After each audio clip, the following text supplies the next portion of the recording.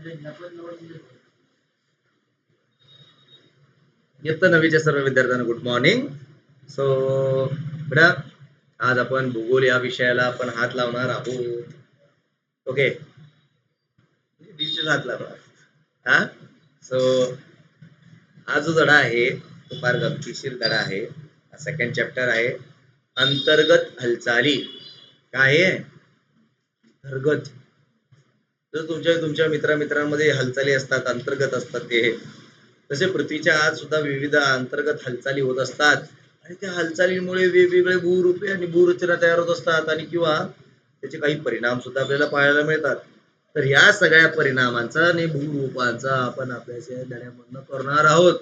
तर सदर तुम्हाला या पेपर मध्ये तुम्हाला दिसतो पहिल्या पानावरती जो आहे हेडलाईन एक न्यूज पेपरचा आहे, मृत्यूचे तांडव, भूकंपने नेपाळमध्ये 1500 जणांचा बळी. बघा, भूकंपाने नेपाळमध्ये 1500 जणांचा बळी. आलं का लक्षात? तर यामध्ये भूकंप आल्यामुळे काय झालेलं आहे, 1500 लोकांचा बळी झालेला आहे नेपाळमध्ये आणि त्याला मृत्यूचं तांडव असं टायटल दिलेलं आहे. निश्चितच बेटा, आपण बघा एखादं ऍक्सिडेंट रोड होते झालं तर आपल्याला एवढा हळू होतं, 1500 लोकांचं बळी झालेलं आहे. ते किती वाईट वाटायला पाहिजे आपल्याला मानव म्हणून, बरोबर आहे. तर दोन मोठे शहर हादरलेत. दिले बघा 7.9 रिश्टर स्केल सकाळी 11:40 दुसरं 6.6 रिश्टर स्केल 12:19 दुपारी. केंद्रबिंदू त्याचा कुठं होता? लमजुंग नेपाळ. काय? लामजुंग नेपाळ. 11 किलोमीटर भूगर्भात केंद्र होतं त्याचं. 11 किलोमीटर आत जे सपाट असेल, आपलं जमीन असेल तर जमिनीच्या इथून खाली 11 किलोमीटर अंतरावरती भूगर्भामध्ये त्याचं काय होतं? केंद्र होतं. 2 भूकंपानंतर आणखी 17 हादरे तिथे बसले. धक्के हे 30 सेकंड ते 2 मिनिटापर्यंतचे होते, ज्यामध्ये भारत, बांगलादेश, पाकिस्तानलाही जोरदार हादरे आपल्याला जाणवलं होतं, बरं का. तर ही सत्य घटना आहे. सत्य घटनेचे फोटो तुम्हाला याच्यामध्ये दिलेला आहे. भारतातले जे लोक होते 53 लोक होते, तिबेटचे 12 लोक होते, बांगलादेशचे 2 लोक होते ज्यांचं मृत्यू यामध्ये झालं होतं, बरं का बेटा. भारतात 22 राज्यांना हादरे बसले होते. पूर्वला पश्चिम बंगाल, ओडिसा, पश्चिम मध्ये महाराष्ट्र, मुंबई, नागपूर, चंद्रपूर, अकोला, गुजरात,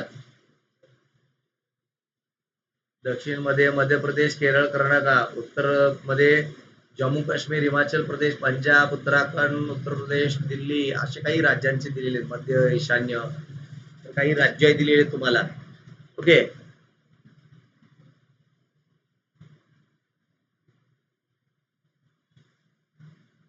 सॉरी. सो अशी काही माहिती तुम्हाला या न्यूज पत्रामध्ये दिसते. तर बेटा, यामधून तुम्हाला काही प्रश्न पडले पाहिजे, काही प्रश्न उपस्थित झाले पाहिजे. तर ते प्रश्न असे की मृत्यूचं तांडव कशामुळे घडले, तुम्ही सांगू शकता? ज्यांना माहिती आहे कमेंट बॉक्स मध्ये घाल दो बेटा. हा, कळू दे मला सुद्धा कमेंट बॉक्स मध्ये. या भूकंपाची तीव्रता किती होती? वरती मी सांगितलंय. या संबंधित भूकंपाचे सर्वात जास्त बाधित झालेला देश कोणता? नेपाळमध्ये झालंय, 1500 लोक नेपाळमध्ये मेले. सर्वात जास्त बाधित कोण होणार? भूकंपाचे केंद्रस्थान कुठे होते? बघा, सांगितलंय. आपत्तीग्रस्त इतर प्रदेश कोणते? भूकंपाचे केंद्र किती खोलवर होते? ते सगळे प्रश्नांची उत्तर वरती मी तुम्हाला दिलेले आहेत. जे महत्वाचं आहे मी ते पॉइंट तुम्हाला पहिले शिकवलंय. त्यामुळं हे पॉइंट्स पुन्हा कळत नसेल व्हिडिओ बॅक करा आणि पाहून घ्या. हा, नसल्यास टेक्स्ट बुक शोधा. हा, चल. तर पृथ्वीवर काही वेळेस वेगवेगळ्या नैसर्गिक घडामोडी होत असतात. उदाहरणार्थ महापूर, वादळे, हिमवर्षा, अतिवृष्टी इत्यादी. बरोबर आहे. तर हे वेगवेगळे नैसर्गिक घडामोडी आहेत. काय आहे ते वेगवेगळे नैसर्गिक घडामोडी आहेत. हा, तसेच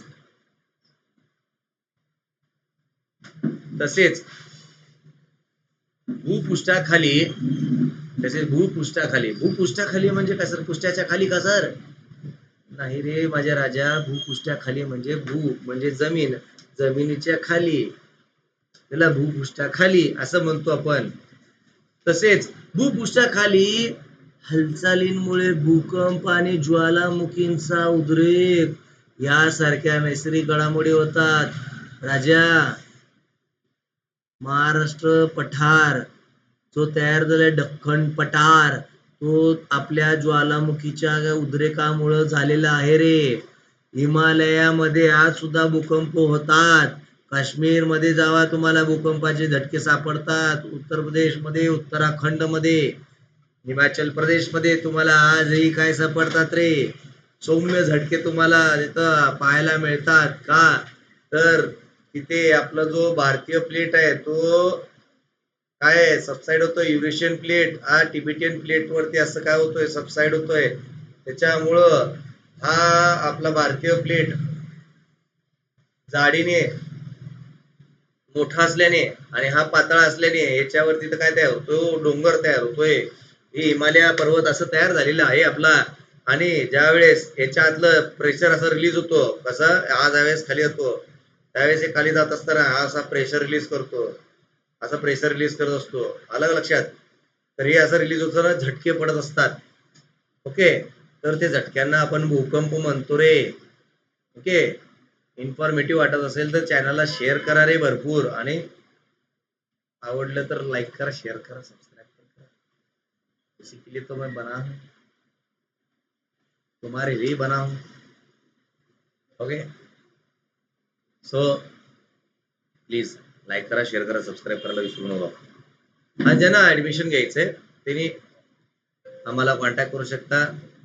हा, डिस्क्रिप्शन बॉक्स मध्ये माझा नंबर तुम्हाला दिलेला आहे. डिस्क्रिप्शन बॉक्स मध्ये जावा, कॉन्टॅक्ट नंबर घ्या, कॉल करू शकता बेटा तुम्ही. ओके, सो जाऊया पुढं. पृथ्वीवरील सजीवांसाठी या घडामोडी म्हणजे आपत्ती असते. पृथ्वीवरती जे काही घडलेली घटना आहे ती आपत्ती येणार आहे. हा, तर नैसर्गिक आपत्तींमुळे जीवित व वित्तहानी होते. या पाठात आपण या अंतर्गत हालचालींची ओळख करून घेऊया. हा, आलं लक्षात? काय इथं जी जीवितहानी होणार आहे ना, ते जीवितहानीला आपण काय करणार आहे, अभ्यासणार आहोत हा या पाठामध्ये. तर इथं तुम्हाला एक करून पाहायला कृती सांगितलेली आहे, शिक्षकांसाठी सूचना. कृतीतील माझ्यासाठी आहे बा. चलो बघूया काय दिलंय आमच्यासाठी शासनाने. कृतीतील टप्पे महत्वाचे, प्रत्येक विद्यार्थ्यांच्या कृतीत सहभागी होईल असे पाहावे, विद्यार्थ्यांना चर्चेद्वारे विषय न्यावे. चर्चा करून आपल्याला अभ्यासाचा बाबा मजा येणार आहे बाबा. समजा हा जो तुम्हाला आकृती 2.2 अ दिलेला आहे, एक टेबल आहे. ओके, या टेबलाच्या खाली अनेक अशी पुस्तकं ठेवलीत. त्यातलं एखादं पुस्तक मी हळूच असं वडला, हा, तर काय होईल हो? असं एखादं पुस्तक वडला तर काय होईल? असे झटके जाणवणार का नाही वरच्या वस्तूंवर? हा, अचानक सरकला म्हणजेच काय? अचानक सरकला म्हणजे काय? तर आपल्या पृथ्वीच्या भूपृष्ठाखाली असे विविध 7 थर आहेत. किती थर आहेत? 7 थर. ह्याला आपण टेक्टॉनिक प्लेट म्हणतो. काय म्हणतो? Tectonic plates. सो हे लक्षात ठेवा. हे फक्त तुम्हाला अभ्यासापुरतं सांगत नाहीये, तर स्कॉलरशिप, MTS, ऑलिम्पियाड, तुमचं MPC, UPC या दृष्टिकोनाने पण सांगतोय. हा, टेक्टॉनिक प्लेट्स म्हणतात. तर हे जे प्लेट्स असतात ना बेटा, आता जसं हे वही एक प्लेट आहे, एखादी वही, हा एखादी वही एका विद्यार्थ्याने काय केली आहे, असं वळून घेतली आहे चुकून. असं वडल्यामुळे काय होतो, हा खालचा तर खाली झपकन पडू शकतो आणि वरती ठेवलेले वस्तू हे अस्थिर होऊ शकतात. हेच आहे तुमचे घर आणि बिल्डिंग, हे अस्थिर होणार आहेत. म्हणजेच ही तुमची भूकंपाचे केंद्र आहे. प्लेट सरकला म्हणजे दोन प्लेटांमध्ये काय झालं, घर्षण झालं, तिथं सरक्षण झालं, मुवमेंट झाली, तिथं सरकल्यामुळं एक व्हायब्रेशन, कंपन निर्माण झालं, यालाच भूकंप म्हणतो आपण. हे मग भूकंपाचे तडे वरती येणार चिरांच्या मार्फत, हा वरती येणार आणि वरती येते काय करणार, ते तडे वाढत जाणार आणि अशा तऱ्हेने तुमचे ते तडे तुमच्या घरावरती येणार आणि ते घरांच्या भिंतीनं तडे पाडून भिंती पाडले जाणार. समजतो? तर यालाच आपण म्हणतो भूकंपाचा प्रकार. सिंपल लँग्वेज मध्ये सांगितलंय, कळालं असे अशी अपेक्षा ठेवतो. कळायला काय रे? कळलं असेल तर कमेंट बॉक्स मध्ये येस म्हणून टाका रे प्लीज. हा बघा कृती दुसऱ्या पेजला बुक सरकवलं. पहिल्या कृतीमध्ये बघा डस्टर, चॉक आणि शार्पनर ठेवलंय. एक बुक काढली तर तिन्ही वस्तू पडले. पुढची बुक काढलं तर काय होणार आहे? 2.2 आणि 2.3 ब मध्ये बघा रे नीट, तुम्हाला काय सापडतंय? एकदा वस्तू या साईडला पडली तर दुसरी वस्तू या साईडला पडलेली आहे. दिसतंय का? बघा डस्टर या साईडला आणि डस्टर या साईडला. हा उभं केलंय तर याच्यावरून तुम्हाला त्याची दिशा कळते की कोणत्या दिशेला ती हालचाली झाली आहे. ते पुस्तक सरकलंय त्याच्यामुळे तो वाकला गेलाय, तो आपल्याला कळतं. तो पडला गेलाय तो आपल्याला कळतं. समजतं का? Very good.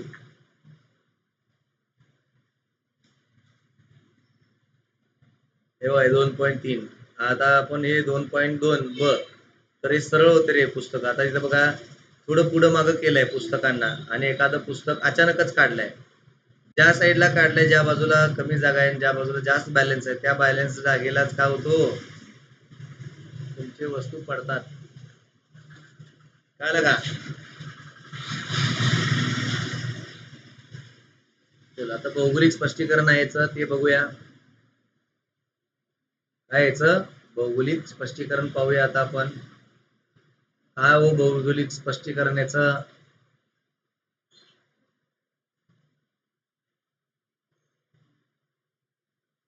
तर भूकंप व ज्वालामुखी या घटना पृथ्वीच्या अंतर्गातील स्थिरतेमुळे घडतात.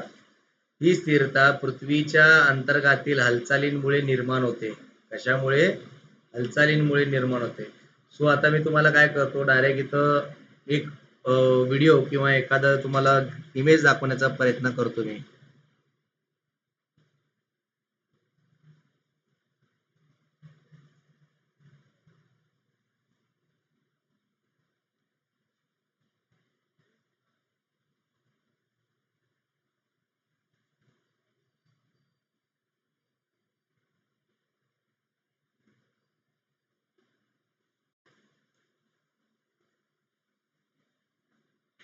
तर इथं नीट बघा रे बेटा, मी इथं एक तुम्हाला GIF प्ले करतोय.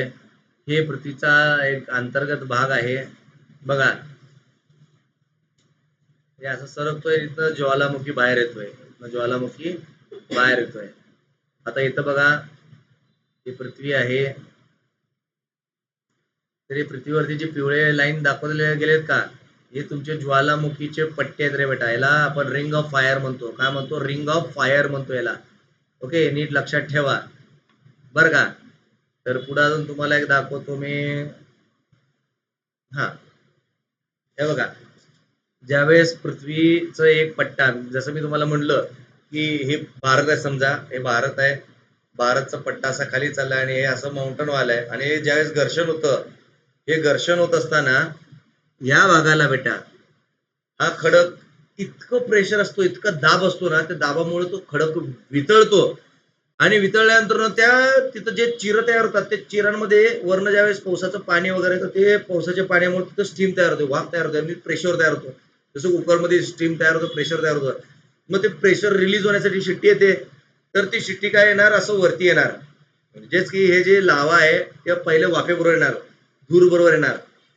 बरोबर का? ज्वालामुखीचा उद्रेक होत असताना काय तो पहिले धूर येतो की नाही, हा स्टीम येत असतं, तरी वाफ बाहेर येतं. या वाफेबरोबर जे इतकं प्रेशर वाढतं त्यावेळेस ते हालचाली होतात आणि हालचालींमुळे एकदमच काय होतं, ज्वालामुखीचा उद्रेक होतो. काय होतो, ज्वालामुखीचा उद्रेक होतो आणि तो पसरायला लागतो. तो एकतर असं जोरात बाहेर पडतो लांबपर्यंत गोळे फेकल्यासारखं, किंवा ते प्रेशर रिलीज झाला की मग त्या मुखातनं, त्या ज्वालामुखीच्या मुखामधनं तो असं साईडला पसरायला सुरुवात होतो.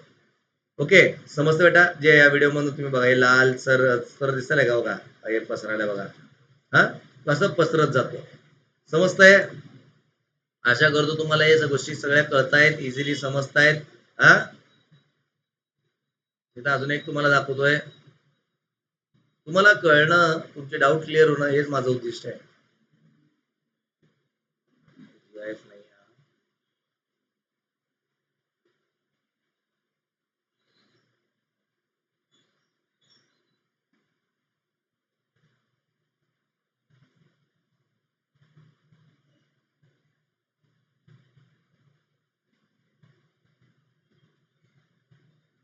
हे बघा, हे चित्र जे दिसतंय ना, हे नीट लक्षात ठेवा. ज्यावेळेस इथं हे लावारस वितळलेला असतो आत, हा गाभामध्ये, पृथ्वीच्या गाभाच्या आत, तर त्यावेळेस आपण चहापत्ती करतो. चहापत्ती काय करते हो, खाली ज्यावेळेस गरम होते ती पत्ती वरती येते आणि परत बाजूला सरकते, थंड होते, परत अशा पद्धतीने तिथं काय होतं, सर्क्युलेशन असतं.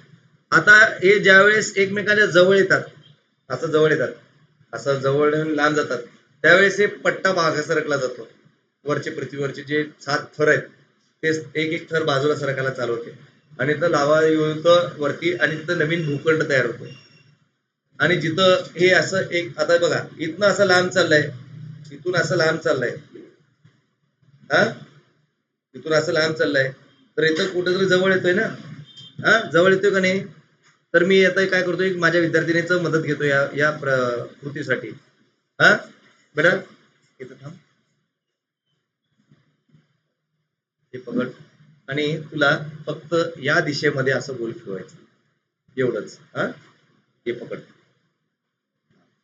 एवढा फिरव तू, जवळ घे, माझ्या या मार्करच्या जवळ आण, जवळ आण, गोल माझ्या दिशेला आला पाहिजे.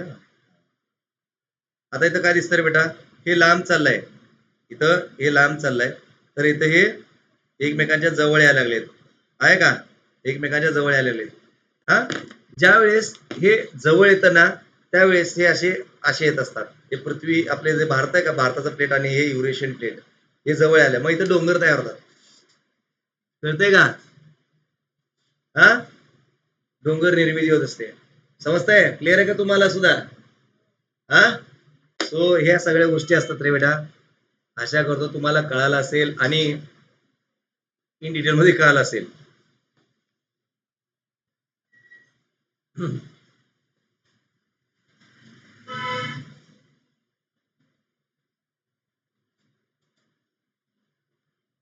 सो भूपृष्ठ अंतर्गत हालचाली मुख्यतः प्रवरणाच्या वरच्या थरात होतात. भूपृष्ठ अंतर्गत हालचाली जे मुख्यतः आहे ज्याला, ते प्रवरणाच्या वरच्या थरात, म्हणजेच काय की समजा हे असे थर आहेत, हे थर काय आहे बेटा, इथं जर हालचाल झाली ना तर त्याच्या वरच्या थरावरतीच इथं इम्पॅक्ट होत असतो त्याचा, हा जास्त करून. तर प्रचंड प्रमाणात ऊर्जा निर्माण होत असते.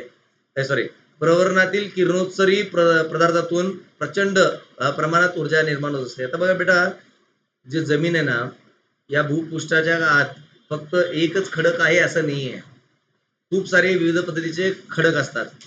त्याच्यामध्ये काही किरणोत्सारी पदार्थ पण असतात. काय किरणोत्सारी पदार्थ?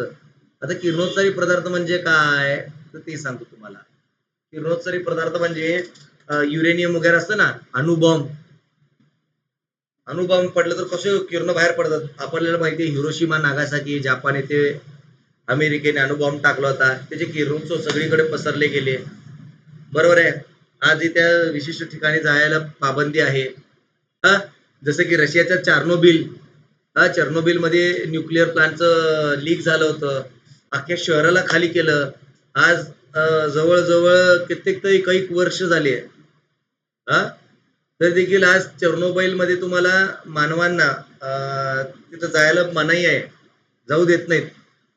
हा, का तिथं किरणोत्सव आहे. तसेच जमिनीच्या आत सुद्धा काही किरणोत्सव असतात, अणुबॉम्बचे नैसर्गिक स्रोत असतात, साठवणूक असतात.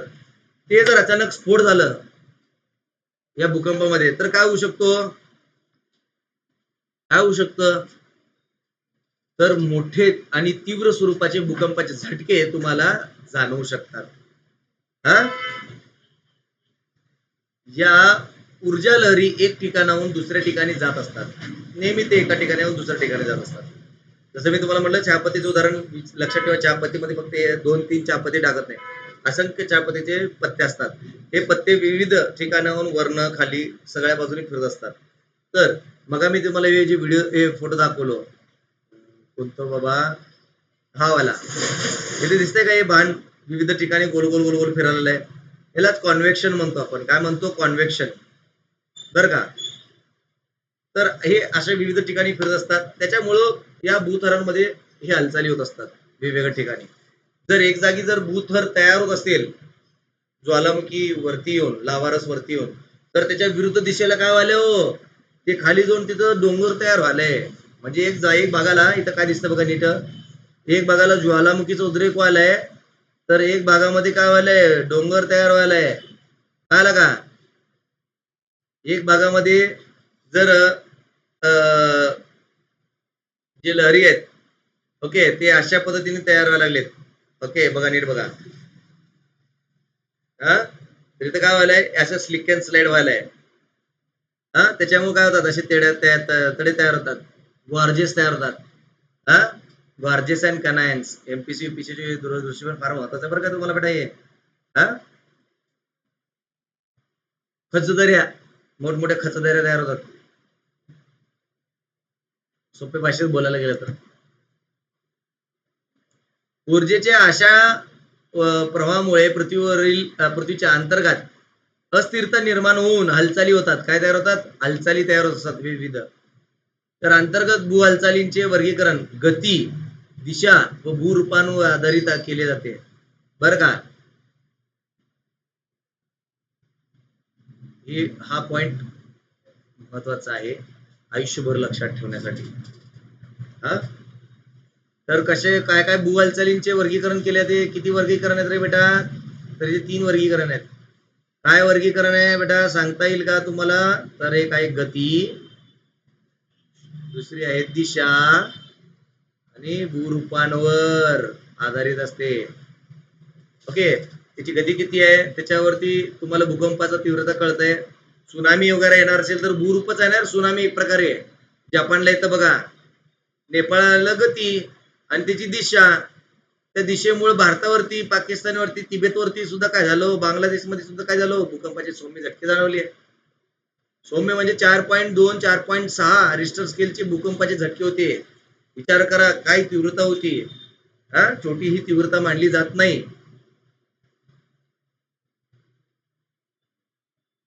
तर याचे तिचे पुढच्या पानावरती तुम्हाला याचं तक्ता दिलेला आहे बेटा, याचे वर्गीकरण केलेले आहेत. तर त्यामध्ये पहिले तुम्हाला काय दिलेलं आहे हो, तर दिलेलं आहे तुम्हाला पहिली गती. तर गती कशी असते रे, गती 2 प्रकारची असते. एक मंद भू हालचाली गती, जे सातत्य होणारे असतात, सातत्य होत असतात, सतत होत असतात. उदाहरणार्थ पर्वत आणि खंडांची निर्मिती जी होते ही सतत होत असते. शीघ्र भू हालचाली हे घटनेच्या स्वरूपात होणारे असतात. उदाहरणार्थ भूकंप आणि ज्वालामुखी हे शीघ्र होतात, पण याला एकदम कालखंड मोठा असतो.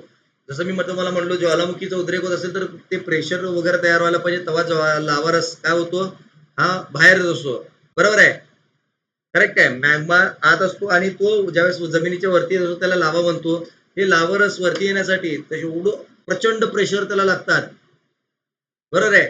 या प्रेशर निघत असताना सुद्धा बघा, प्रेशर शिट्टी ज्यावेळेस कुकरची वरती येते त्यावेळेस ती शिट्टी करून हलत असते, बरोबर आहे. तर असं समजा की जे लावारस बाहेर आलंय, तरी लावारस बाहेर असताना ते डोंगराचा जो थर असतो ना त्याच्यामध्ये कंपन तयार होत असतात. कळलं का, भले आपल्याला जाणवत नाही तर ते प्राण्यांना जाणवतात. हा, बिकॉज ऑफ सिक्स्थ सेन्स. हा, पुढं बेटा आपण बघणार आहे आता दिशा. दिशा काय आहे तर हे क्षितिजा समांतर भू हालचाली असतात. काय क्षितिजा समांतर भू हालचाली असतात. दुसरं हे ऊर्ध्वगामी किंवा अर्धगामी भू हालचाली असतात. तर का म्हणजे हे वेलॉसिटीशी संबंधित आहे. हा,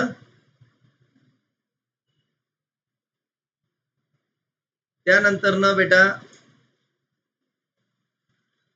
भूरूपे. खंडजन्य म्हणजे भूखंड, पठारे, उच्चभूमी निर्माण करणाऱ्या जसं पर्वत वगैरे जे म्हणलो ना मी तुम्हाला. हा, तर ते पठारे, दख्खन पठार, लक्षात ठेवा दख्खन पठार. हा, पर्वतजन्य म्हणजे वलीकरण किंवा प्रस्तरभंग. बर का, तर प्रस्तरभंग वलीकरण बघा इथं बघा दिसतं बघा तुम्हाला जे चित्र दिलेलं तुम्हाला प्रस्तरभंग. आता एक खडक आहे. आता बघा मी इथं दाब देतोय, दोन्ही साईडला जोरात दाब चालू आहे, तीव्र दाब आहे. हा दाब तोवर सहन करेल जोवर याच्यावरती ती प्रेशर एक्सेप्ट करण्याची तिची क्षमता आहे तोवर ते करेल. नंतर काय होईल हो, हे बघा हे मी दाबतोय त्याच्यामुळे तू खूप ताकद लावतोय इथं. तर इथं काय तयार झालं, डोंगर. हा, दाबामुळं तयार झालेलं. आता बघा आपण दोरी खेळतो, एखादं दोरी घेतलं आपण, पातळ एकदम दोरी, धागा हो धागा. ओके, उदाहरण आहे आकाश कंदील आहे, त्याचा धागा आहे. आता या धाग्याला मी जर असं वडलं दोन्ही साईडला, हा, तर ताण निर्माण होणार आहे आणि ताणमुळं काय होतो, खडक सरकतो. तर हे खडक असाच पण सरकू शकतो किंवा हा खडक असा पण सरकू शकतो. मग इथं दरी तयार होऊ शकते. असा तयार झाला, असा सरकला तर हा काय होतो, हा पूर्ण अखंड होता. उदाहरणासाठी समजा की असा हे जमिनीचा थर आहे, हा पण असा जमिनीचा थर आहे. पण इथं काय आहे की छोटी छोटी भेगा आहेत. हा, आणि पाणी, ऊन, वाऱ्याच्या परिणामामुळं काय झालेलं आहे, त्याचं प्रस्तरभंग झालंय, हा खाली सरकलाय, खाली सरकलाय, प्रस्तरभंग झालाय. तर हे खाली सरकलाय म्हणजे हा थर जमिनीचा हा पण खाली सरकलाय. हा पूर्ण पूर्ण अखंड होता अगोदर, तर हा आता खाली सरकलाय. हा, समजतंय का, लक्षात येतं का तुम्हाला. तरी त्यावेळेस खाली सर्कल, इथं जे बिल्डिंग वगैरे होते ते पडू शकतात का नाही, हा खाली सरकल्यामुळं, प्रस्तरभंग झाल्यामुळं होऊ शकतो का नाही. तर याला आपण भूकंपाचा एक प्रकार म्हणू शकतो का, हा म्हणू शकतो. व्हेरी गुड, त्याला याला सुद्धा आपण म्हणू शकतो रे, कळालं का. तर ताणामुळं आणि दबावामुळं सुद्धा काय होतं, वेगवेगळे तुम्हाला भू रूपे किंवा त्याच्यामुळं तयार झालेले जे काही प्रकार आहेत ते तुम्हाला पाहायला मिळतात. हा, वलीकरण म्हणजे काय, तर अंडुलेशन होतात, असे डोंगर तयार होतात. बघा असं इथं बघा, इथं एक अंडुलेशन आहे, अगोदर सपाट होता, प्रेशर वाढत वाढत वाढत वाढत वाढत वाढत वाढत काय झालं हो? असं वलीकरण झालं ना त्याचं. हा, तर मंद भू हालचाली. आता जे बघतोय हे जे समजलोय आपण, हे सगळे मंद भू हालचाली आहेत. जे उदाहरण तिने बघितले आपण आकृती 2.4 मध्ये, हे मंद भू हालचाली. हा, कळालं असेल अशी आशा ठेवतो मी. हा, तर मंद भू हालचालींच्या भूकवचावर पर्वत निर्मिती व खंड निर्मितीच्या स्वरूपात परिणाम दिसून येतात. हे पुढील प्रमाणे सांगता येतं, हे इथं दिलेलं आहे. कळालं हे कसं तयार होतंय. चल, पर्वत निर्मितीकरण, सॉरी पर्वत निर्माणकारी हालचाली, पर्वत निर्माणकारी हालचाली. आता जेव्हा म्हणलं की नाही, एक कागद घ्या, कागदाला दोन्ही साईडला दाब द्या, तर दाब दिल्यावर काय होतो, हे असं एक तुम्हाला गोलाकार तयार झालेला दिसतो, बरोबर आहे. हा, तर याला आपण पर्वती निर्मितीकरण म्हणतो. काय दिसतंय का, हे ज्यावेळेस हालचाली अशी एकमेकांच्या जवळ येतील, एकमेकांच्या जवळ येतील तरी असं खड्ड्यात चाललंय आणि इथं काय व्हायलंय की पृथ्वी इथं बनतीये, डोंगर बनतायत. बघा या इथं बघा, हे बघा इथं काय व्हायलंय हो, हे इकडनं दोन्ही लांब चाललेत, तर इथं काय व्हायलंय, इथनं हे तुमचं रिज तयार व्हायला, इथनं नवीन तुमचं भूखंड तयार होतोय. ओके, इथं जे दिसलं तुम्हाला, ही जमीन स्थिर होत होती, पण ही जमीन अचानक, ही जड जमीन काय होते, ही लांब सरकते. त्यामुळे काय करणार, ही तुलनेने, घनतेच्या तुलनेने ही हलकी आहे, आणि हे घनतेच्या तुलनेने ओके हे जड आहे, जास्त हिची घनता आहे, म्हणजे याचं वजन जास्त आहे, त्यामुळे हा खाली चाललाय आणि इथं काय व्हायलंय, तुमचं डोंगर तयार होतं. समजते बेटा? हा, उदाहरण इथं बघा नीट, आपण जे बघा बघितलं का, बघा इथं प्रस्तरभंग होतोय. हे प्रस्तरभंग होत असताना ही अशी पण होऊ शकते प्रस्तरभंग, एकीकडे दाब जास्त आहे आणि एकीकडे कमी आहे, तर हा वरती जाऊ शकतो, ज्याचा दाब जास्त तो वरती जाऊ शकतो. समजतंय? क्लिअर आहे? समजा सर या साईडला दाब जास्त आहे, पण जे आतले जे भेग आहेत हे असे तयार झाले असतील, तर ते कसं जाणार, तर हे असं जाणार बेटा, हा वरती जाणार आणि हा खाली सरकला जाणार. इथं दाब जास्त आहे, याच्याकडे दाब कमी आहे, तर हा याला पहिलं काय करणार, थोडस मागं ढकलणार आणि ढकलत हा हळूहळू याला वरती ढकलणार, आणि हे मंद स्वरूपामधनं होत असतं, हे तीव्र स्वरूपामध्ये कधीच होत नाही. समजतं बेटा? डाऊट आहेत काय इथं? क्लिअर आहे? ठीक. तर हेच इथे दाखवण्याचा प्रयत्न केला बेटा, आशा करतो की तुम्हाला कळालं असेल. ओके, कुठला डाऊट सोडणार नाही रे, मी शब्द देतो माझा, तुम्हाला शब्द देणार आहे, कुठले डाऊट मी तुमच्याकडे ठेवणार नाही. तर इथं स्पष्टीकरण, कृती एक प्रमाणे पट्टीच्या दोन्ही टोकांवर हात ठेवून दोन्ही टोके एकमेकांकडे सरकवली, तर त्यावेळी पट्टीवर जे कार्य झाले त्याला दाब म्हणून संबोधले जाते. काय म्हणून संबोधले जाते? दाब म्हणून संबोधले जाते. पट्टीच्या दोन्ही बाजूंना पट्टीच्या केंद्राकडे दाबले गेले, दाब दिला गेला, परिणामी पट्टी सरकली आणि तिला घड्या पडल्या. काय पडल्या? घड्या पडल्या. हे सगळं जे काय देतोय ते तुम्हाला समजण्यासाठी देतोय हायलाइट करून, बरं का. अशाच प्रकारे भूकवचात दाबामुळे हालचाली निर्माण होतात व त्यामुळे भूकवचाला घड्या पडतात. कळलं का? त्यामुळे काय होतं, भूकवचावरती घड्या पडत असतात. तर आता बघणार आहे आपण वली पर्वत. काय बघणार आहे? वली पर्वत म्हणजे वलीकरण. दिसतंय का ते वलीकरण झालंय बघा. बघा हे वलीकरण कसं झालंय, मी कलर बदलतो तुम्हाला कलर दिसावं, आणि गाडी पण इथं बघा,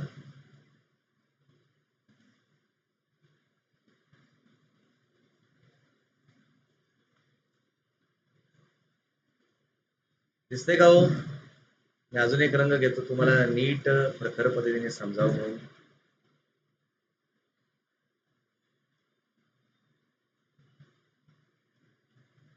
आता इथं बघा नीट बघा, पहिलं हे हे हे हे हे बघू आपण, पहिल्या वाला हा वाला बघू. इथनं मी एक उभी लाईन काढतो, तर तुम्हाला काय दिसतं, ज्यावेळेस त्याचं कमी दाबाने असं दाब दिल्यास काय होलं, त्याचं वलीकरण झालं. वलीकरण म्हणजे ते असं एक गोल आकारामध्ये एक टोक तयार झाला. आता जिथं गोल होतोय, एका बाजूला जिथं गोल होतोय वरती येतोय, तर त्या दुसऱ्या विरुद्ध बाजूला तो काय करतोय, दरी तयार करतो. असं एकीकडे गोल होतोय, तर एकीकडे काय असं बेसिन तयार होतोय ना बशी सारखं, हा सिंक होतोय की नाही, हा, तर एकीकडे तो काय होतोय, असं वरचा तेव्हा टोक तयार करतोय आणि खालच्या याला तो काय करतोय, अशी दरी तयार करतोय. मग इथनं काय होईल, वरनं पाऊस पडला तर पाऊस पडून असं साईडला जाणार पाणी वाहून, उताराच्या दिशेने वाट काढत काढत, आणि मग ते काय येणार, ते पात्रामध्ये बसणार, आणि इकडनं मग पाणी एकतर साठवलं जाणार, तिथे तलाव म्हणून साठवणूक होणार, किंवा जर उतार असेल खाली असं असं असं असेल तर तलाव होईल, आणि जर असं खाली असेल तर वरनं आलेलं पाणी असं खाली परत वाहत जाणार नदीच्या स्वरूपामधनं. अशी तुमची नदींची निर्मिती होते, अशी तुमची तलावांची निर्मिती होते. कळतंय का? फक्त आपण एवढंच अभ्यास करणार नाहीये की वलीकरण तयार झालं की पर्वत तयार होणार आहे, त्याचे भूरूपे पण आपण अभ्यास करतो इथं साईडला. हा, येतं लक्षात बेटा? क्लिअर आहे? काय डाऊट आहे का इथं? चल, आता इथं बघा, तर पृथ्वीच्या अंतर्गत भागातून ऊर्जेचे वहन होत या ऊर्जा लहरींमुळे मृदू खडांच्या थरावर क्षितिजा समांतर व एकमेकांच्या दिशेने दाब पडून वळ्या निर्माण होतात. काय तयार होतात? वळ्या निर्माण होत असतात. तर इथे बघा बेटा, हा जो दिसतो ना तुम्हाला भाग, हे इथनं असं दाब आलाय, हे कलर वेगळा घेतो इथं, लाल रंग झाल्यावर कन्फ्युजन निर्माण होऊ शकतो तुम्हाला.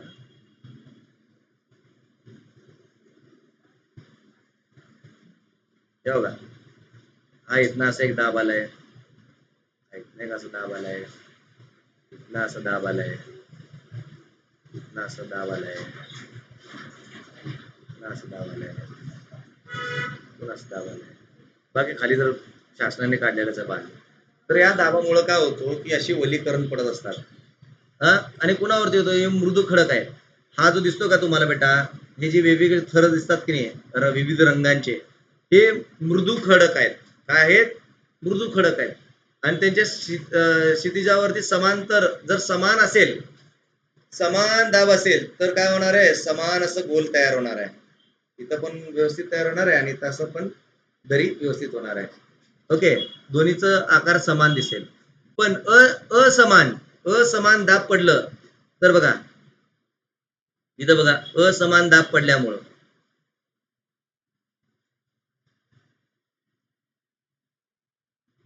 असमान दाब पडल्यामुळं इथं काय झालं? असमान दाब पडल्यामुळं दिसतं का? हे भूरूपे वेगळे तयार झालेले आहेत. हा, हे डायग्राम बघा नीट. हा, याला तुम्ही बुक मध्ये हायलाइट करून घ्या. स्केच पेन असेल तर स्केच पेनने हायलाइट करून घ्या, म्हणजे तुम्हाला समजेल की एक्झॅक्ट मला काय समजवायचं आहे. हा, एकच मिनिट बेटा, मला थोडस वेळ द्या.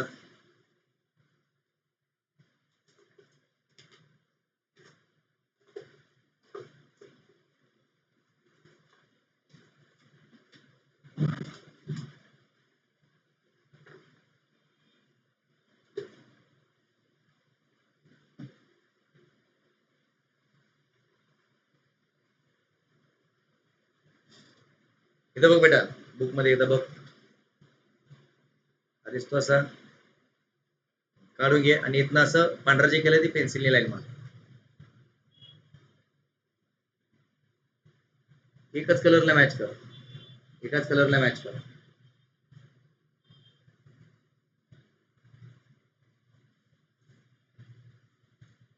हे एकच खडकाचा पट्टा आहे.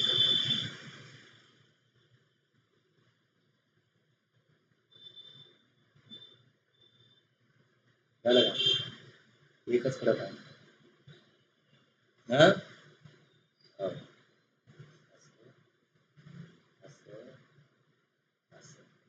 झालं का? आणि इथं बघ,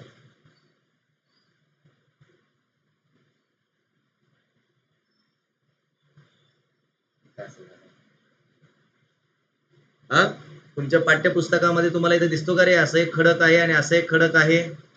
हा, तो हा खडक इथं कसं झालंय बघा, इथं तुम्हाला दिसतंय बेटा, इथं कसं झालंय?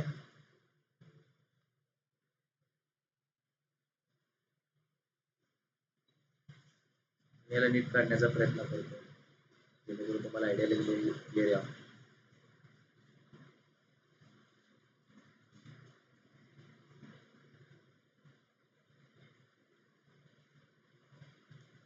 आलं लक्षात? हा, हे असं एक खडक हे आहे बघा, आपण काय म्हणतो आता बोललेलो होतो, तर मृदू खडकचा हा थर आहे. असे विविध थर तुम्हाला दिसेल बघा, इथे एक थर आहे, इथे एक थर आहे, मी आता दाखवलेलं, हा, काळे पांढऱ्या रंगाचे, हे मृदू खडकांचे थर आहेत. आणि हे दाबामुळं याचं वलयन झालंय. काय झालंय? वलयन म्हणजे वलीकरण झालेलं आहे. आता समसमान दाब आहे, इथं बघा नीट बघा, तुम्हाला काय दिसेल? तर काय दिसेल तुम्हाला? काय दिसेल बघा, मला नीट सांगा. बघा हा कडक आला असं सरळ, असं सरळ इकडनं गेला, हा इकडनं पुढं कसा आला आणि हा पुढं कसा वरती गेला. त्यामुळे तर काय व्हायला हो, तर काय तयार व्हायलंय सांगा बरं मला. तर इथे एक असा अक्ष तयार होतो का बघा बघू. आणि हे अक्ष कसं आहेत एकमेकांना समांतर आहेत का?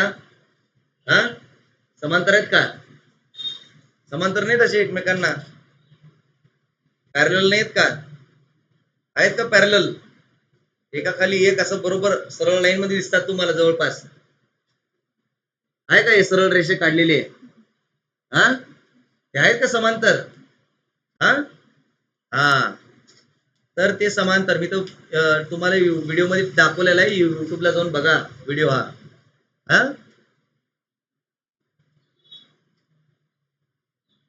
तर बघा मी तुम्हाला आता डायरेक्ट सॅटेलाइट वरती घेऊन जातो.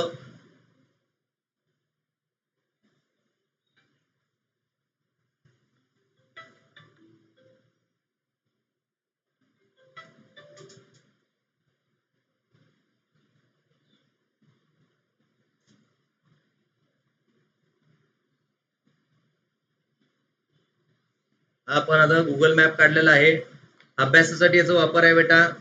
सो नीट लक्ष द्या येते.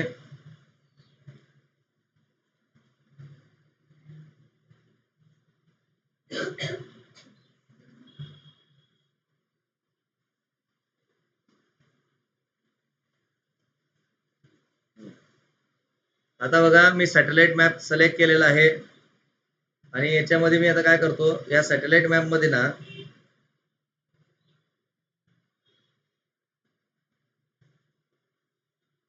मी टेरेन मॅप घेतो बेटा, टेरेन मॅप. आता बघा टेरेन मॅपला येतो आणि मी आपण इथं इथं जाऊया. दिसतंय का रे तुम्हाला पर्वत? आता दिसतो का पर्वत? हे असे पर्वत असतात बेटा, नीट बघा. हे जे दिसते का, हा हेला म्हणायचं रिज, याला काय म्हणायचं रिज. हे जे दिसते का, हे नस, हे नस. आता आपल्या शरीरावरती नसा असतात ना रे, दिसतात का नाही? हा दिसतात ना नसा, हा तर हे नस आहेत थोडक्यात. रिज म्हणतो आपण याला, रिज. हे उतार आहे, या उतारांमार्फत पाणी येतं आणि हे पाणी बघा वाहून इथनं हे सगळीकडनं असं वाहून, सगळीकडनं वाहून वाहून वाहून हे इकडे येणार. आणि इथं बघा नदी आहे, दिसते का? मी झूम करतो आता, आहे का बाबा? दिसतं का इथं नदी? दिसते का ही नदी? हा दिसते नदी? तर ही अशी नदी तुम्हाला दिसते. आणि इथं बघा, आता इथं तुम्हाला दिसत असेल की इथं थर आहेत. हा झूम पण करतो, इथं लाईन दिसते तर तुम्हाला. हा इथं उंची दिलेली बघा, उंचीचे मापक आहेत. आपण इयत्ता 6वी 7वी मध्ये हे पाहिलं होतं, कंटूर म्हणून हे होतं त्याचं. 200 मीटर, 300 मीटर, 400 मीटर. जसं आपण उंचीवरती जातो तसं तसं आपल्याला उंची वाढलेली दिसते. हा इथं बघा, इथं 3200 मीटर आहे, 3400 मीटर आहे, 3600 मीटर आहे, 800 मीटर आहे. इथे किती असणार आहे बघा, 4000 मीटर आहे बघा, 4400 मीटर आहे, 5000 मीटर आहे. हा इथे सर्वात उंच टोक आहे बघा, 5200 मीटर आहे. म्हणजे इथं किती असणार आहे, हे 5400 मीटर आहे का? हे 5400 मीटर आहे. हा आणि 5400 मीटरचा हा सर्वात उंच टोक आहे इकडं. हे जवळजवळ हा 5450 मीटर ते 5460 मीटर इतकं आहे.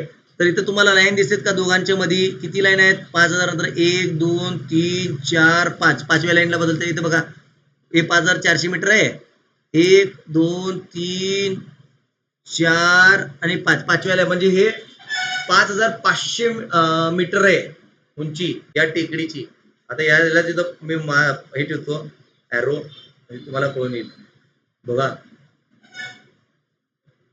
आलं लक्षात बेटा? हा तर अशा पद्धतीने असतं हे. आपण कोणतं लेअर घेतलो? टेरेन लेअर घेतलो. आता मी तुम्हाला सॅटेलाइट व्ह्यू दाखवतो बेटा, जे तुमच्या पुस्तकात इथं दिलेलं आहे. हा सॅटेलाइट आहे आणि हिमालयाचा हिमालय या वली पर्वताचा प्रतिमा आहे.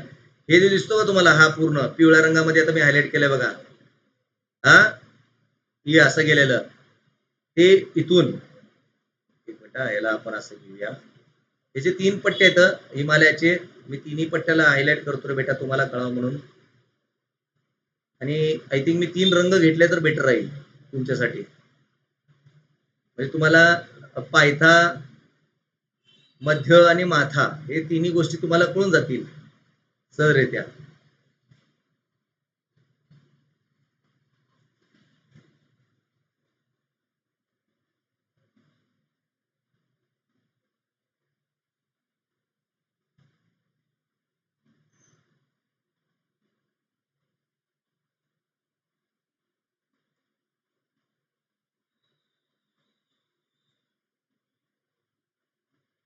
ओके, हे असं एकलं हिमालय बेटा बर का. सो माउंट एव्हरेस्ट आपला हा इथं नेपाळमध्ये आहे, मानसरोवर वगैरे तुमचं इथं दिसतोय, हा ओके, मानसरोवर तुमचं इथं आहे, हा कैलास सरोवर इथं आहे, मानसरोवर कैलास सरोवर तुमचा इथं सापडतो, इथं आढळतो, इथं तुमचा माउंट एव्हरेस्ट इथं आहे. आपला हा भारतातला सर्वात उंच पर्वत जो आहे तो केटू पर्वत, तो इथं तुमचा काश्मीर मध्ये आहे. हा चला इकडे येऊया, मॅपला येऊयात आपण. ठीक आहे बेटा, सगळ्या गोष्टी दाखवतो नीट बघा,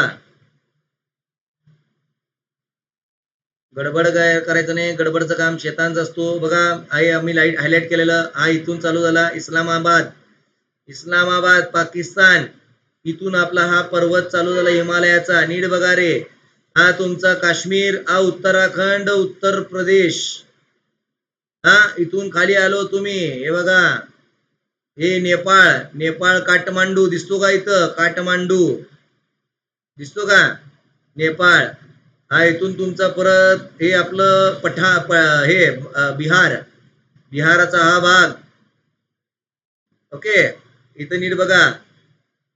परत काहीच आपलं बंगाल, वेस्ट बंगाल, इथनं बघा हे छोटस पातळी दिसते का, हा नेक, जे वेस्ट बेंगाल म्हणत जाते, इथं भूतानला लाई करते, परत भूतान म्हणणं इथनं आसाम, गुवाहाटी, मेघालय, ओके, परत इथनं फिरून तो परत आपल्या भारतातच येतोय, नागालँड, मणिपूर, हा मेघालया, हे थोडस बांगलादेश, त्रिपुरा, आपलं भारताचा त्रिपुरा, हे मिझोरम, हा ते कुठनं येतोय परत, हा बघा, हा वरचा भाग मी दाखवलेला तुम्हाला लक्षात आहे का रे, हा हे बघा, हे तजाकिस्तान, तजाकिस्तान, हा हे तुमचं अफगाणिस्तान, बघा अफगाणिस्तानचं इथं काश्मीरला थोडस भाग लागतो, हा पाकिस्तान आणि अफगाणिस्तानचं थोडस सीमा इथला लागते, इथनं वरती इथनं आपल्याला चायना आहे, आणि त्याच्या वरती तजाकिस्तान, म्हणजे तजाकिस्तान पर्यंत हिमालय आहे, इथून तजाकिस्तान, चायना, हा चायना करत परत आपलं इथं तिबत, तिबत म्हणणं परत ते लडाख, लडाख करणं परत तिबत, आता जी की तिबत चायनामध्ये गेलेलं आहे, तर चायना बोलूया, इकडनं असं परत फिरून तो चायनाच मध्ये आहे, इथनं आपली ब्रह्मपुत्रा नदी येते रे बेटा, या इथनं ना ही ब्रह्मपुत्रा नदी बघा, जे अरुणाचल प्रदेश म्हणणं करत बांगलादेश मध्ये जाते, आणि परत इथनं गंगा नदीला येऊन भेटते, आणि बांगलादेश म्हणणं तुमच्या या बंगालच्या खाडीमध्ये जाऊन विसर्जित होते, हा येतं लक्षात. तर बघा इथनं असं फिरतो हिमालय, हा परत इथं फिरतोच आहे, हा चायना म्हणणं, हा तुमचा म्यानमार, लाओस, इथं थांबतो तो, हा इथपर्यंत येतो बघा तुमचं हिमालय, बरं का. आशा करतो की तुम्हाला या गोष्टी कळायला असतील मॅप मधनं, हा आवडला असेल तर मेहनतीला प्लीज बेटा लाईक करा, शेअर करा, सबस्क्राईब करा, ते तर तुमच्यासाठी फुकटच आहे, हा पण बेटा ते म्हणतात ना फुकटच्या गोष्टी कधी चांगल्या नसतात, त्यामुळे थोडस अभ्यास केलेलं ही कधीही चांगला असतो, त्यामुळे मी रिक्वेस्ट करतो की तुम्ही प्लीज चॅनलला सपोर्ट करा यार, हा कळालं का. पुढे जाऊया, तर कृती 2.2 प्रमाणे पट्टी दोन्ही हाताने 2 टोकांना धरून विरुद्ध दिशेने ओढल्यास ताण निर्माण होतो, अशाच प्रकारे भूकवचात अनेक भूहालचाली विरुद्ध दिशेने होत असतात तेव्हा ताण निर्माण होतो आणि भूकवचाला तडे पडतात, भूकवचाला काय पडतात, तडे पडत असतात. तर आता आपण पाहणार आहे घटपर्वत, इथपर्यंत काय डाऊट आहे का? क्लिअर आहे? आशा करतो तुम्हाला सुद्धा क्लिअर असेल. हा, सो गट पर्वत एकदा वाचूया. नाही, गट पर्वत आय थिंक मोठा भाग आहे. गट पर्वत आपण उद्याच्या लेक्चरला पाहूया. दुसरा भाग करूया याचा, आपण दुसरा व्हिडिओ करूया, स्वतंत्र याचा अभ्यास करूया, कारण हा महत्वाचा पार्ट आहे. कारण याच्यावरनं भूरूपे तयार होत असतात, बरेच मोठे भूरूपे तयार असतात. भले हा प्रोसेस स्लो असला, मंद असला, तरी हा महत्वाचा पार्ट आहे. सो चलो भेटूया उद्याच्या लेक्चरला. तो रजा द्या. आणि आवडलं तर प्लीज बेटा नक्कीच तुम्हाला काय करायचं आहे, शेअर करायचं आहे, लाईक करायचं आहे, सबस्क्राईब करायचं आहे, बेल नोटिफिकेशनला प्रेस करून ऑल वरती क्लिक करून आमचे सर्व जे काही व्हिडिओज आहेत, आपले व्हिडिओज ते तुमच्यापर्यंत पहिले पोहोचतील. हा, बाय.